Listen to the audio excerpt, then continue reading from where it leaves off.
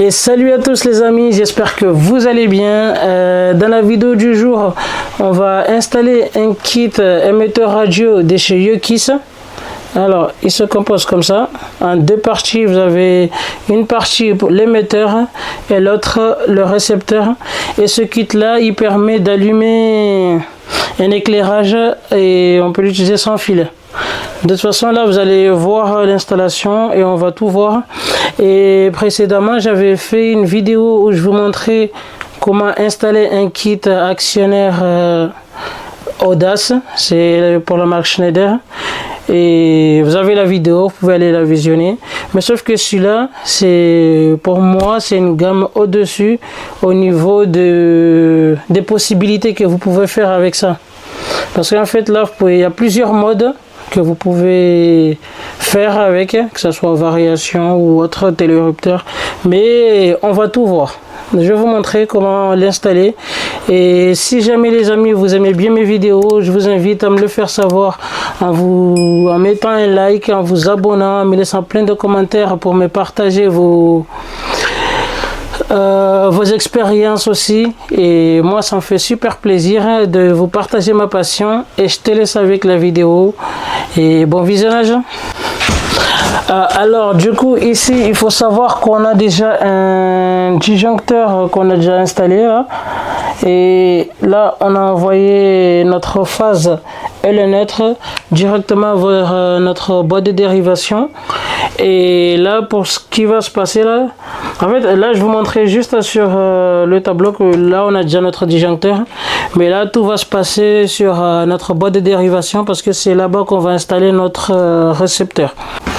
Alors du coup là on se retrouve sur notre boîte de dérivation et cette gaine là, comme vous voyez, cette gaine là c'est la gaine qui vient directement du tableau où on retrouve notre phase, neutre et la terre. Alors ça, les autres fils on va pas en prendre compte. Là ce qui nous intéresse c'est cette gaine là. Alors là, comment on va faire le branchement? Alors je vous montre sur le récepteur. Alors on a le rouge pour la phase, le orange qui sera notre retour lampe, et ici on a le neutre, et le fil blanc c'est si jamais on veut rajouter un bouton poussoir en filaire. Mais sauf que celle-là, nous on va pas l'utiliser parce que nous on va faire que par radio. On va le commander à distance. Mais là on va brancher que le neutre, la phase et le retour lampe. Et pour cela il nous faudra des connecteurs. Alors juste là pour la phase, alors j'en mets un connecteur et je vais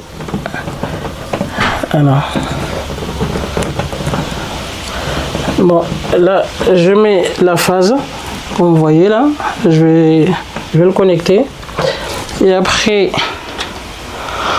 je vais mettre mon retour lampe.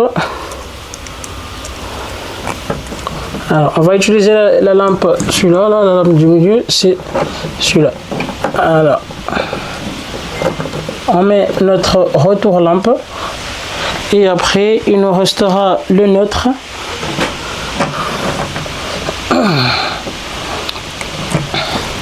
Dans un connecteur on met le neutre qui vient du tableau plus le neutre de la lampe qui est juste ici, et après on vient rajouter le neutre qui est sur notre récepteur. Alors là c'est bon, notre récepteur est bien câblé. Et après, sans oublier de rajouter la terre qu'on va l'envoyer à la lampe aussi. Et là notre branchement il est terminé. Alors je sais pas si vous voyez bien, bon il y a plein de fils à côté, mais ceux qui nous intéressent ils sont au milieu. Là la terre c'est bon, là je l'ai branché. On a la phase qui vient directement sur notre récepteur, le orange qui est notre retour lampe qui va directement dessus. Et le neutre, j'ai pris un connecteur de 3 parce qu'il y avait 3 fils. Le neutre du récepteur de la lampe et celui qui vient du tableau. Et maintenant, je vais aller juste mettre le courant. Comme ça, on va le faire la manipulation pour le relier au récepteur et vous allez voir comment ça fonctionne. Alors là, c'est bon, je viens de mettre le courant et là, je vais vous montrer comment configurer notre émetteur parce qu'en fait là, pour l'associer avec le récepteur là-bas. Alors ici, comme vous voyez, ici on a le schéma. Je sais pas si vous allez. On a le schéma direct ici.